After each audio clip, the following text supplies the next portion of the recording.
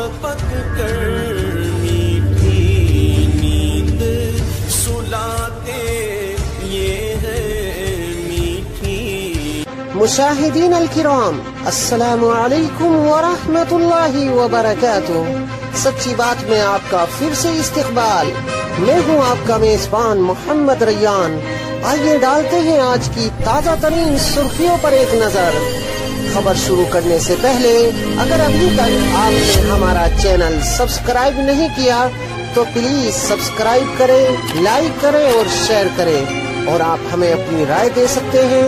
हमारा mobile number है 9897135284। दस्तूर ने थी, संविधान ने उन लोगों को नाकाम किया। आज भी नाकाम है, आगे भी नाकाम है।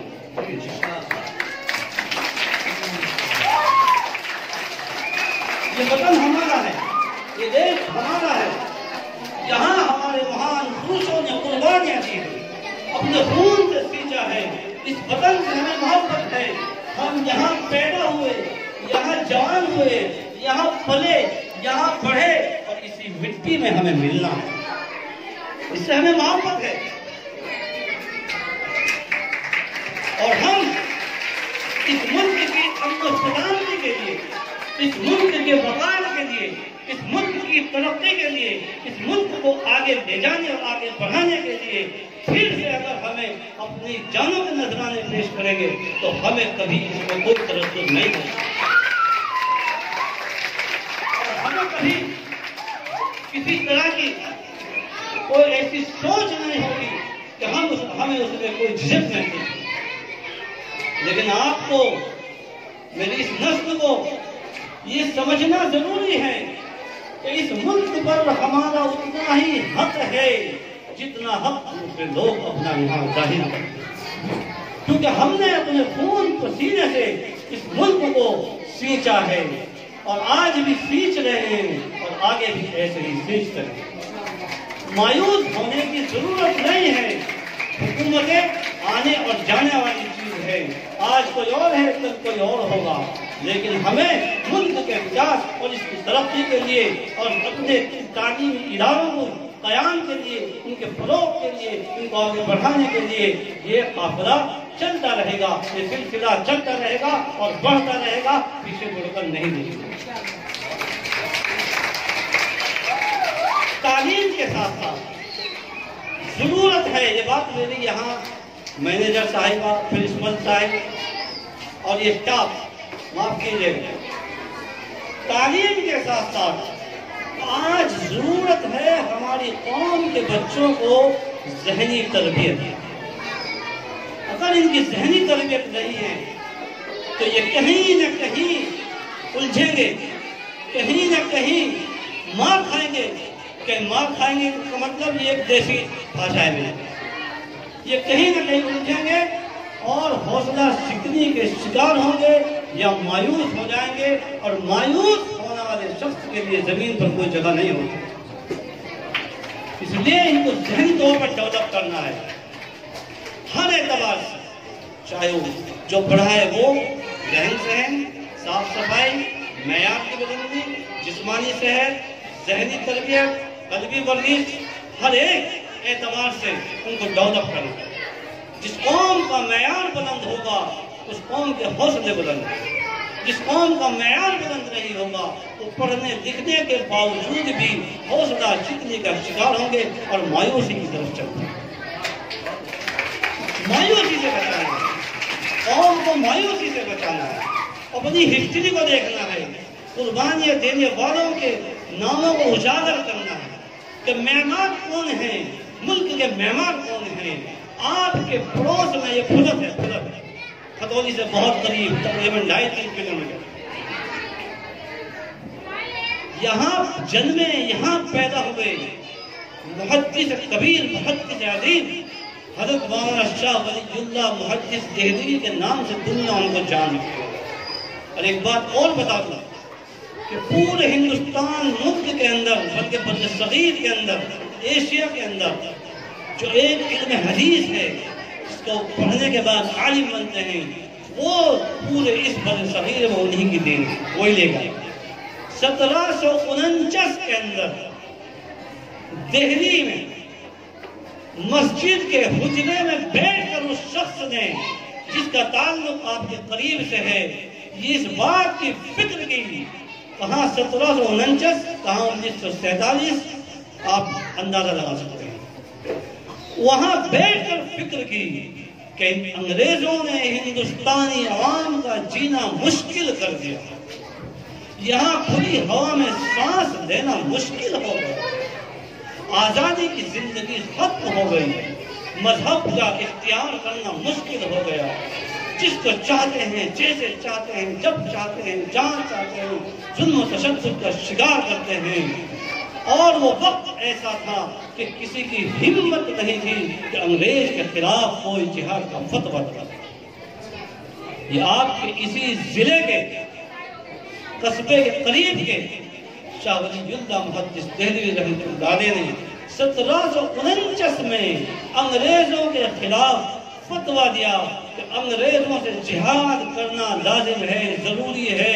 जब तक हिंदुस्तान की जमीन को अंग्रेज नहीं छोड़ देगा, जब तक हर हिंदुस्तानी नागरिक के ऊपर लाजिम है कि वो अंग्रेज से मुकाबला करे। इतिहास है, ये सिलसिला यहाँ से शुरू होकर बहुत मुख्तसर शाम तक बोलते रहो तो इन उलमा के नाम खत्म नहीं होंगे। 1857 की जंग आज़ादी शामली के मैदान के अंदर जो भड़की है, मौलाना रशीद अहमद गंगोही, हज़रत मौलाना कासिम नानोतवी, हाफिज जामिन रहमतुल्लाह अलैह उसी मैदान में उसी जंग में शहीद हुए।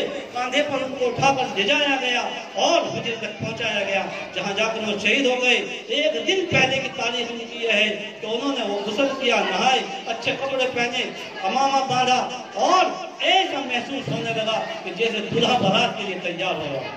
वो महसूस कर चुके थे कि आपके आने वाली कल इस मुल्क के अजीज और वतन अजीज के लिए मुझे अपनी जान का नजराना पेश करके जामे शहादत नोश करना। वो आंदोलन रेशमी रुमाल आंदोलन, रेशमी रुमाल आंदोलन अगर हिंदुस्तान की तारीख को, आजादी के इतिहास को, बात सुनिए, हिंदुस्तान के आजादी के इतिहास को जब लिखा जाए और रेशमी आंदोलन, रेशमी रुमाल आंदोलन का उसमें कहीं तज़किरा ना हो, रेशमी रुमाल आंदोलन का उसमें कहीं नाम ना हो, तो आप यकीन कर लेना कि ये तारीख झूठी है, सच्ची नहीं। रेशमी रुमाल आंदोलन क्या है? इसके बानी कौन है, सरखीर कौन है? जब आजादी के योद्धा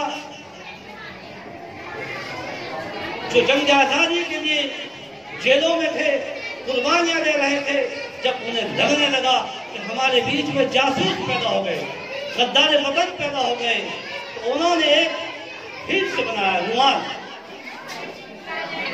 ये एक तवील बात है, मुख्तसर बस यही मैं बात खत्म करता हूँ। उस आंदोलन का नाम रखा रेशमी रुमाल आंदोलन।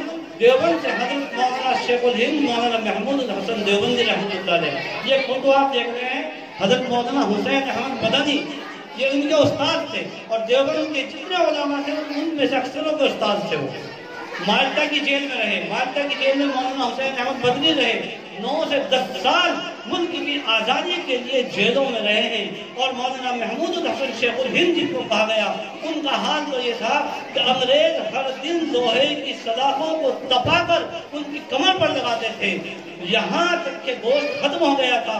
और अंग्रेज का जोर इस बात पर था कि यार तुम जो तुमने फतवा दिया है, क्योंकि उनके फतवे के अंदर जान थी, उनके फतवे की वजह से लोग अंग्रेजों के खिलाफ खड़े हो गए थे, या तो तुम इस फतवे को वापस ले लो और नहीं तो इसी तरीके से तड़प के इस काल कोठरी में तुम्हें मरना पड़ेगा। वो शेखुल हिंद देवबंदियत के इमाम मौलाना महमूद हसन रहमतुल्लाह अलैह, उनका जवाब ये हुआ करता था कि अंग्रेज जितना तेरे बाजू के अंदर ताकत है तो इसका इस्तेमाल कर। महमूद हसन आखिरी सांस तो ले सकता है लेकिन तुम्हारे खिलाफ फतवा वापस नहीं। उस हिस्ट्री पर गौर करना होगा, इन नौजवानों को, बच्चों को समझाना होगा। महात्मा गांधी अफ्रीका में गोरे और काले की जंग लड़ रहे थे। इनका सिस्टम बहुत अच्छा था। ये लड़ाई झगड़े तशद्दुद के खिलाफ थे, यानी अहिंसा जिसे हम कहते हैं, ये उसके खिलाफ थे। इनके आंदोलन को यहाँ हमारे उन बुजुर्गों ने पसंद किया कि एक शख्स बैरिस्टर है, ये इतिहास है, जो अफ्रीका के अंदर काले और गोरे की जंग कर रहा है, उनके खिलाफ जो भेदभाव है, जो नफरत है, उसे मिटाना चाहता है। तो ये प्लान बनाया तो उनको हिंदुस्तान लाया जाए, हिंदुस्तान का सफर कराया और बहुत बड़ी तादाद में उलमा ने इकट्ठे होकर बॉम्बे के अंदर रेलवे स्टेशन पर राम मोहनदास करमचंद गांधी को उलमाए किराम ने इकट्ठा होकर, ये मैं आज स्टेज पे कह रहा हूँ, ये इतिहास इसको ढूंढ देना, मोहनदास करमचंद गांधी को सबसे पहले महात्मा गांधी का जो खिताब दिया है वो हिंदुस्तान के उलमा ने दिया। इतिहास ढूंढ गए। और फिर यही जमीयत उलमा हिंद जो कभी दिल्ली के खिलाफत, कभी किसी और अंदाज में मुल्क की आज़ादी की लड़ाई लड़ रही थी, और फिर 1919 के अंदर बाज़ाब्ता एक संगठन बनाया और उस संगठन एक प्लेटफार्म तैयार करके महात्मा गांधी और हिंदुस्तान के मुल्क के दीगर लोगों को इकट्ठा करके एक मुश्तरका तहीरा प्लेटफार्म तैयार किया गया कि हिंदुस्तान को अगर आज़ाद कराना है तो यहाँ का हर एक नागरिक, चाहे वो हिंदू हो, चाहे मुसलमान हो, चाहे सिख हो, चाहे ईसाई हो, कोई हो, अगर वो भारतीय है, हिंदुस्तानी है, तो उसे हिंदुस्तान के लिए, अपने वतन के लिए जो जिस तरीके से इन अंग्रेजों ने कब्जा कर रखा है, उसके लिए उसे अपनी भूमिका निभानी पड़ेगी, साथ खड़ा होना पड़ेगा। और हम मजहब के नाम पर न बैठे, फिरकों के नाम पर न बैठे, जुबान और भाषा के नाम पर न बैठे, रंग और नस्ल के नाम पर न बैठे। फिलहाल हमारा झगड़ा, हमारी लड़ाई अंग्रेज से है। हम सब मिलकर एक प्लेटफॉर्म बनाकर अंग्रेजों भारत छोड़ो का नारा देंगे और मुकम्मल आज़ादी चाहेंगे। और जब तक देश आज़ाद नहीं होगा, जब तक हम चैन की सांस नहीं लेंगे, जेलों में डाला जाएगा तो जेलों में जाएंगे, भूखा रखा जाएगा तो भूखे रहेंगे, प्यासा रखा जाएगा तो प्यासे रहेंगे, लेकिन हिम्मत के साथ अंग्रेजों के खिलाफ जंग का ऐलान है। ये जंग जब तक जारी रहेगी जब तक अंग्रेज इस देश को नहीं छोड़ते। लिहाजा वो दिन देखने को मिला तो 1947 के अंदर लाहौर में एक बहुत बड़ा प्रोग्राम था। मौलाना हुसैन अहमद बदनी जिनकी सबसे पहली तस्वीर है, अंग्रेजों ने ऐलान कर दिया था कि जिंदा मुर्दा कहीं भी मिले और हुसैन अहमद चाहिए। इन्होंने पहले से लाहौर के अंदर एक प्रोग्राम तय कर रखा था। लाखों की भीड़ थी, कफन हाथ में लेकर पहुंचे। मुशीरों ने, समझाने वालों ने, मशवरा देने वालों ने हजरत मौलाना हुसैन अहमद मदनी रहमतुल्लाह अलैह को रोकने की कोशिश की, लेकिन उन्होंने कहा कि नहीं, आज अगर हुसैन अहमद अपनी जान बचाने की खातिर अंग्रेजों से रूपोश हो गया, छुप गया, तो कल आने वाली नस्लें माफ नहीं करेगी। जो होगा होगा। उस कॉन्फ्रेंस की, उस कॉन्फ्रेंस में जाना है और तिरंगा फहराना है। अंग्रेजों ने तोपें लगा रखी थी, हथियार लगा रखे थे कि हुसैन अहमद आएगा तो गोली से मार दिया जाएगा।